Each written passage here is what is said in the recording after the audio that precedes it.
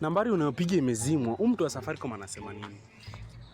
Get ready. Imezimwaje? Anazimaje namba yangu saa hii? Anazimaje?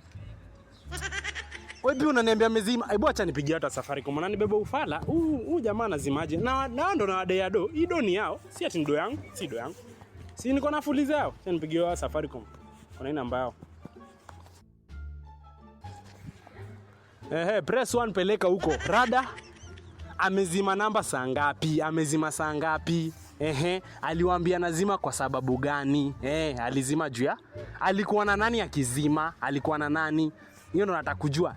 Alikuwa na nani akizima? Usiniambie press 1 press 2. Tafadhali nisikize.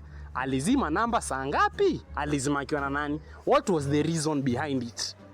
Na wadai pesa yenu, nyinyi mnaniambia amezima namba. Hebu mumwambie awashe haraka. Nonsense, kumbafu.